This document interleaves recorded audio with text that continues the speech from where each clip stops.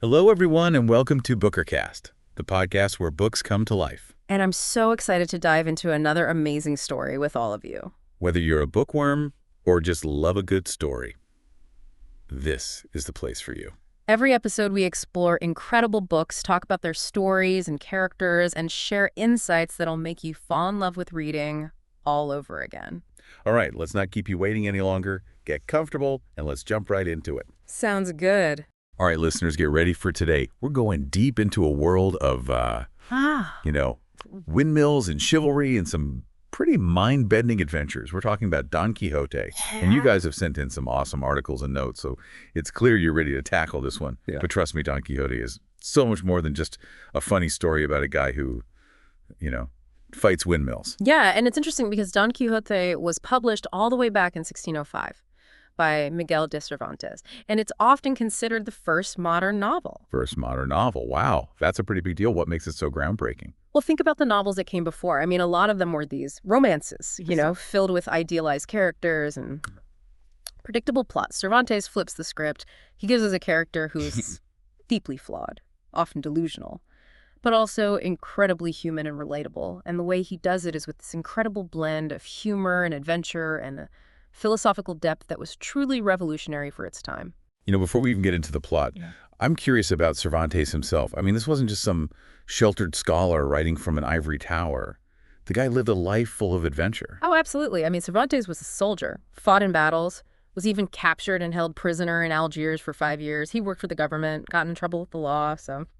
Talk about drawing inspiration from real life, Those experiences definitely shaped his writing and gave him this unique perspective on the human condition. Okay, so we've got this fascinating author who's clearly seen a thing or two. Now let's talk about his most famous creation, Don Quixote. Set the stage for us. Who is this guy? All right, so picture this. Middle-aged country gentleman named Alonso Quijano, living a pretty ordinary life in rural Spain. He spends his days reading chivalric romances, those tales of Paris, brave knights and damsels in distress and epic quests. But here's the thing.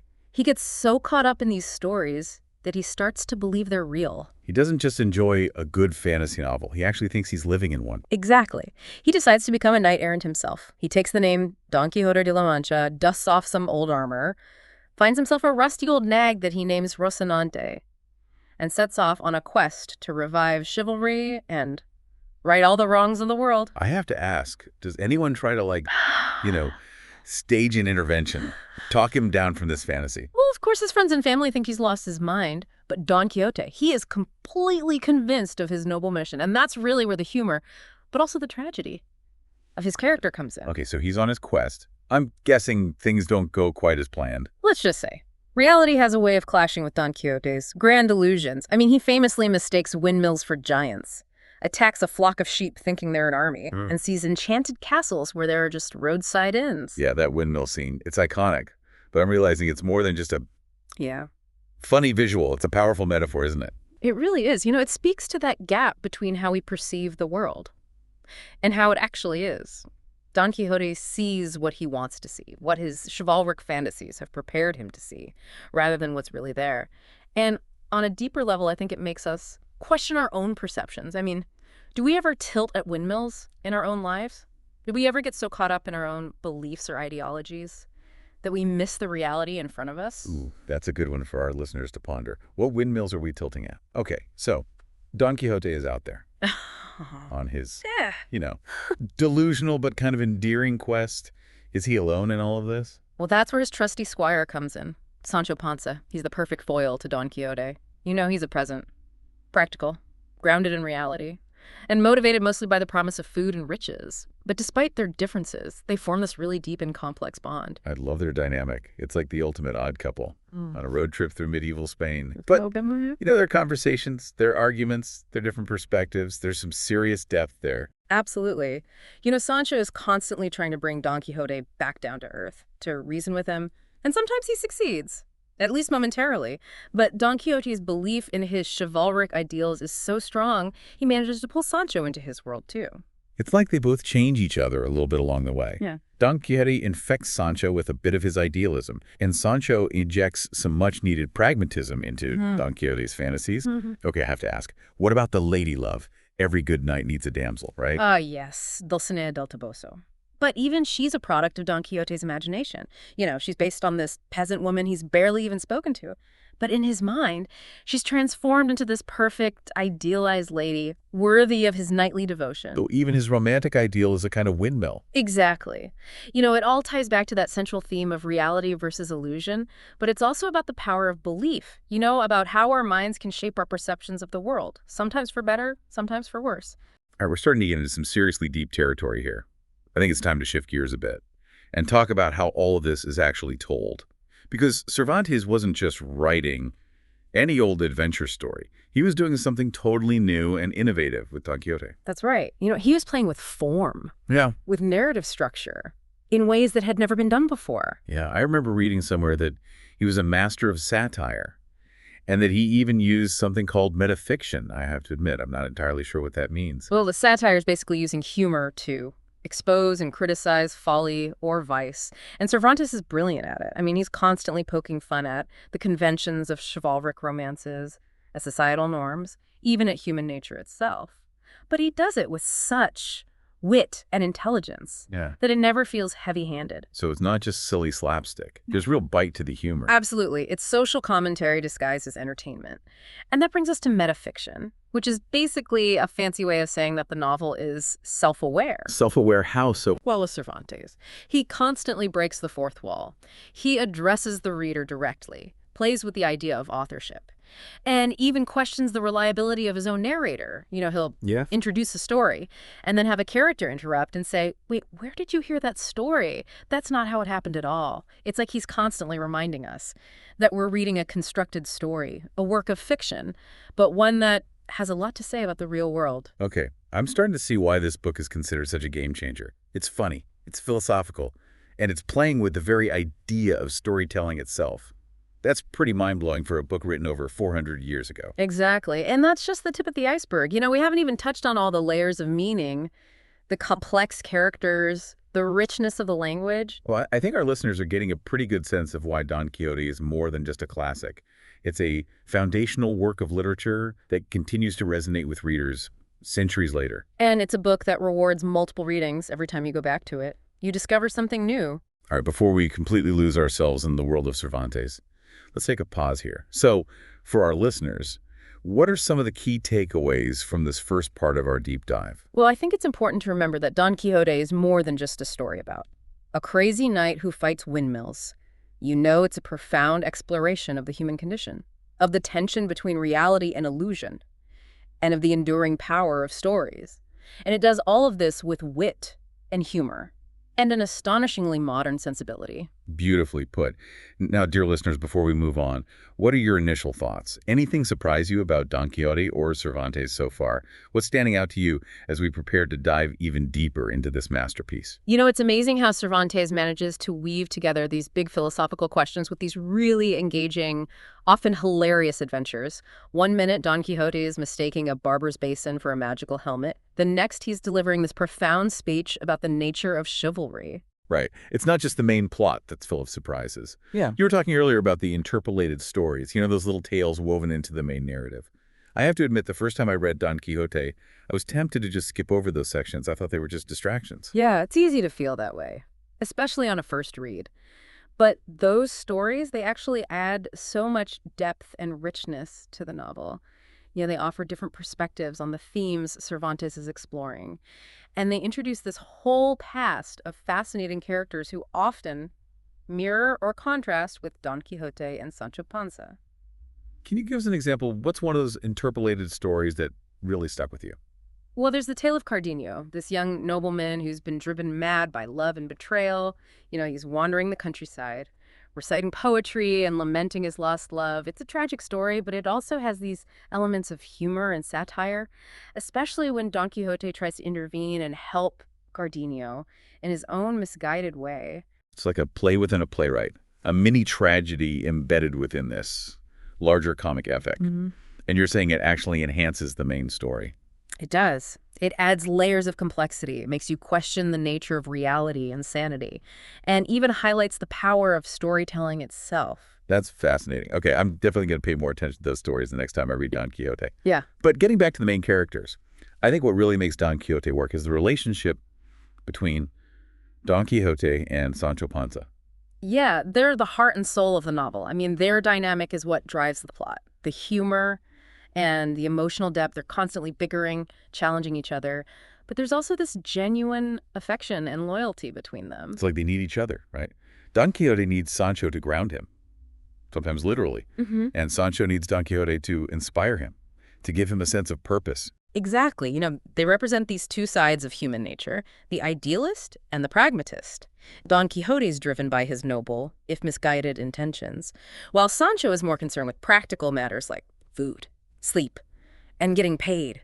But they learn from each other, they grow as characters, and their relationship evolves in these really surprising ways. It makes me think about the people in our own lives. Don't we all have friends or family members who challenge our perspectives, who make us see the world in a different light? Oh, absolutely. And sometimes those relationships, even when they're full of friction, can be the most rewarding. They force us to question our assumptions, to grow, and to become more well-rounded individuals. Okay, so we've got this incredible duo on this wild, picaresque journey through Spain.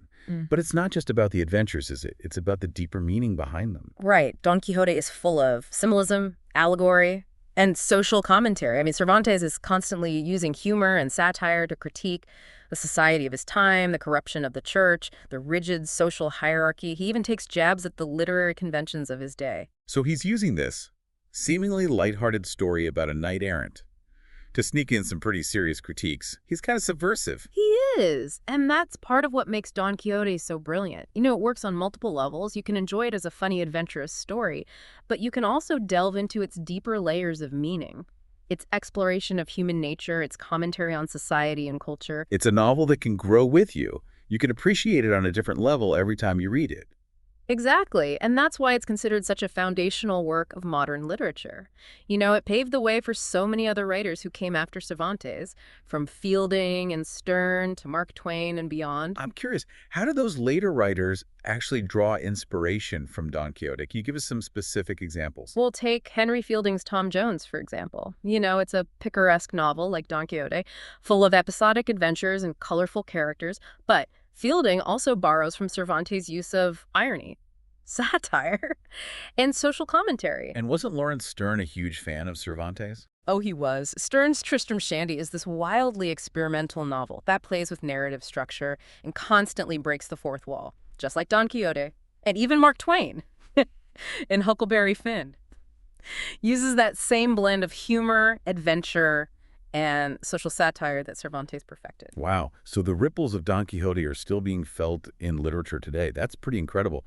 But it's not just writers who have been influenced by Don Quixote, right? It's had an impact on art, music, even psychology. I mean, the word quixotic itself is proof of that. It's become part of our language, a way to describe someone who's idealistic, perhaps a bit impractical, but driven by noble intentions. And I remember seeing a production of Man of La Mancha, the musical based on Don Quixote. It was surprisingly moving. Yeah, there have been countless adaptations and interpretations of Don Quixote over the centuries. Operas, ballets, paintings, sculptures. It's a story that continues to capture the imagination. It's a reminder that great art transcends time and culture. Okay, we've covered a lot of ground here, but there's one crucial question we haven't tackled yet. Does Don Quixote ultimately triumph? Or is he a tragic figure? Yeah, that is the million-dollar question, right? I mean, on the surface, it seems like he fails at pretty much everything he sets out to do. Never wins a real battle, constantly being humiliated. And his grand vision of chivalry never really catches on. True. But I think there's a deeper kind of triumph in Don Quixote's unwavering belief. His refusal to give up on his ideals, no matter how ridiculous they may seem to others. So even though he's delusional, even though he's constantly tilting at windmills, there's something admirable about his persistence. Absolutely. And don't forget the impact he has on the people around him. Yeah. Sancho Panza starts out as this skeptical, self-interested peasant. But over time, he becomes infected by Don Quixote's idealism. He starts to see the world through a different lens, one that allows for kindness and compassion, and a belief in something greater than himself. It's like Don Quixote's madness is contagious, but in a good way. And not just with Sancho. Think about all the other characters Don Quixote encounters on his journey. Innkeepers, prisoners, dukes, even a few damsels in distress. He might not be winning any jousting tournaments, but he's definitely leaving his mark on the world. Yeah, he shakes things up, challenges the status quo, forces people to question their own perceptions. And you know what's interesting is that in the second part of the novel, which Cervantes published 10 years after the first, Don Quixote is actually aware of his own fame. People have read about his adventures, and they recognize him. It's almost like he's become a legend in his own time. So he achieves a kind of immortality, not as the chivalric hero he imagined himself to be, but as a literary hero, a character who continues to inspire and provoke centuries later. And that's perhaps the ultimate victory for Don Quixote, you know? A character who lives and breathes for stories. He becomes a story himself, one that's constantly being retold and reinterpreted and adapted in countless ways. You know, it makes me wonder, if Cervantes himself realized the kind of enduring legacy he was creating with Don Quixote, did he know he was writing something that would transcend time and culture? That's a question we can never truly answer, but I think it speaks to the power of great art. You know, it often has a life of its own, reaching audiences and inspiring interpretations, far beyond the artist's original intentions. And maybe that's part of what makes Don Quixote so fascinating. It's a book that can be read on so many different levels, with each generation finding new meaning and relevance in its pages. It's a story about idealism and pragmatism, reality and illusion, the power of belief, and the enduring human need for stories. It's a book that can make you laugh, make you think, and maybe even make you want to go out and tilt at a few windmills of your own. Well said. I think we've given our listeners a lot to chew on here. Before we wrap up our deep dive into the world of Don Quixote, what's the one thing you hope our listeners take away from this conversation? I think it's this. Don't be afraid to embrace your own inner Don Quixote. Embrace your ideals, even if they seem a little crazy to the world. Dream big, live with passion, and never stop questioning. And remember, as Don Quixote himself taught us, even if you don't win every battle, even if you end up bruised and battered, there's a certain nobility in fighting for what you believe in. And who knows, you might just inspire a few adventures of your own along the way. Thanks so much for joining us on this quixotic journey. I hope you've enjoyed exploring the world of Don Quixote as much as we have. And remember, this is just the beginning. Now it's up to you to go out and experience the magic of Cervantes' masterpiece for yourself. And that's a wrap for today's episode of BookerCast. We hope you enjoyed diving into it as much as we did. Thank you so much for spending your time with us. Your support means the world, and we can't wait to hear your thoughts on this episode. Don't forget to subscribe, hit that like button, and share this episode with your fellow book lovers. And let us know your thoughts in the comments below. We love hearing from you. See you in the next deep dive. Bye for now, and happy reading.